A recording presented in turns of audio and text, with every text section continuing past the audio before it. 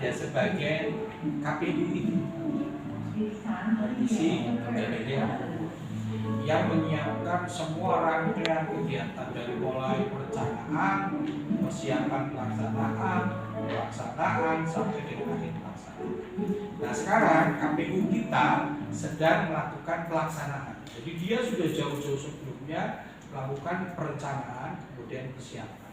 Makanya KPU itu dibentuk sudah lama, ya sudah lama. Dan KPU ini bekerja dan Bawaslu ya, kalau di kita ada Bawaslunya, kita belum ada Bawaslunya. Nanti kalau mau ya diadopsi, diadaptasi ya bisa sebenarnya sih. Nanti dulu kita belajar yang substansi dulu aja.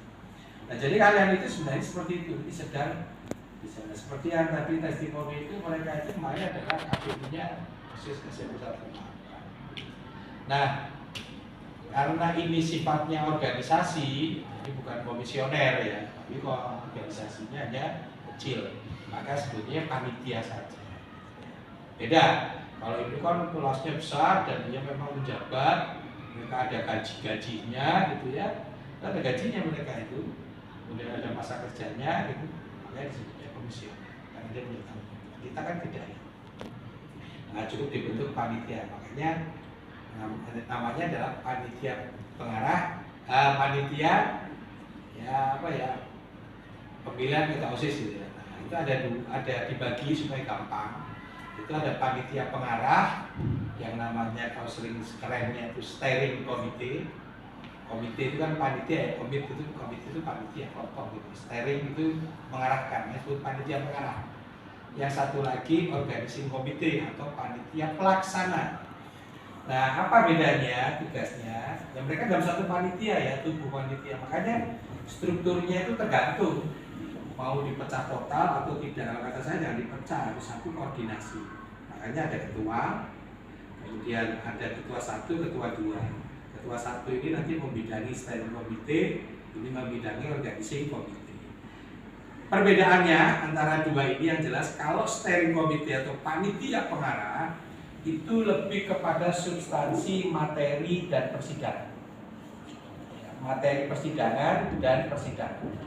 Makanya di sini memang dibutuhkan orang-orang yang mengerti tentang mekanisme organisasi, kemudian mengerti kalau kita OSIS ya mengerti tentang keosisan, kemudian tentang bahasa-bahasa hukum.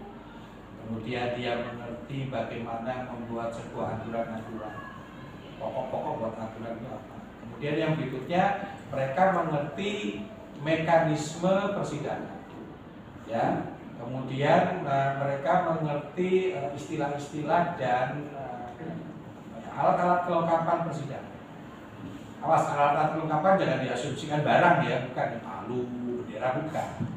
Alat kelengkapan itu seperti ada badan-badan dan sebagainya. Nah, makanya ini dibutuhkan orang-orang yang ngerti, gitu loh, orang yang ngerti. Nah, ini bagus kita lebih awal, memang kalau bisa ada pembekalan dulu sehingga nanti itu ketika melaksanakan tugas sudah tahu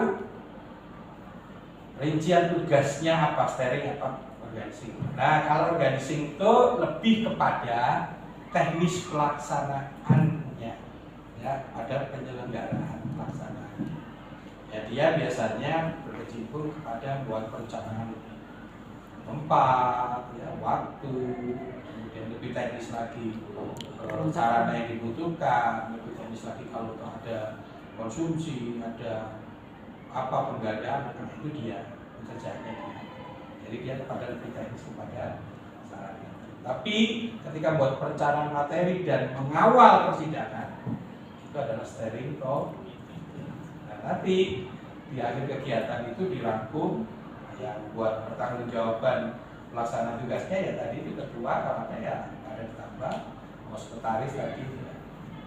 Nah itu, nah saya berharap kalau bisa memang ada pembekalan, jadi secara umum nanti diberi pembekalan tentang apa itu organisasi, kemudian implementasinya di dalam OSIS itu seperti apa, kemudian diajari juga meskipun organisasi komite tahu juga bagaimana sih musyawarah itu, bagaimana persidangan apa yang harus dipersiapkan, kemudian bagaimana sih membuat sebuah aturan-aturan pokok itu seperti apa harus tahu. Nah itu barangkali, dan ujung-ujungnya ya kita berharap kalian lebih paham, lebih mumpuni, dan nanti ketika kalian aktif di organisasi di perguruan tinggi ya bisa kemudian kalian bisa menempatkan diri pada kalian mungkin bisa memimpin.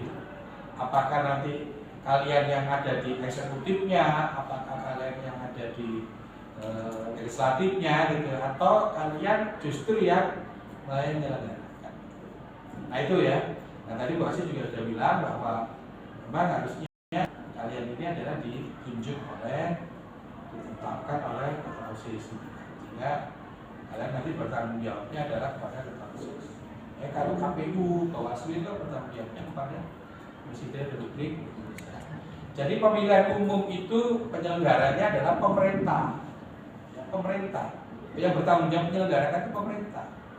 Ya kalau kita kalau tingkat nasional ya Presiden melalui mungkin menteri-menteri tertentu. Pemerintah yang bertanggung jawab. Nah dibantu pelaksanaannya kan nggak mungkin membentuk menteri sendiri, menteri pemilihan umum kan nggak mungkin, nggak dibentuk juga. Makalah dibentuk panitia itu kalau di tingkatnya nasional, tingkatnya kayak ini komisaris. Itu namanya apa namanya? Komisi Pemilihan. Nah untuk mengawasi semuanya yang bertanggung jawab mengawasi pelaksanaannya pada pelanggaran tentang undang-undang atau aturan-aturan pemilihan umum, karena namanya sebuah badan yang dibentuk, itu badan pengawas pemilu yang terdiri dari beberapa unsur. Nah, ketika nanti pelanggarannya etik oleh panitia atau apa mungkin yang beri sanksi bisa Bawaslu, tapi kalau sudah pelanggarannya hukum ya mungkin nanti dibawanya karena hukum dibawa ke kepolisian dan jaksa. Itu ya kalau di pemerintahan kita. Nah sekarang kita belajar miniaturnya.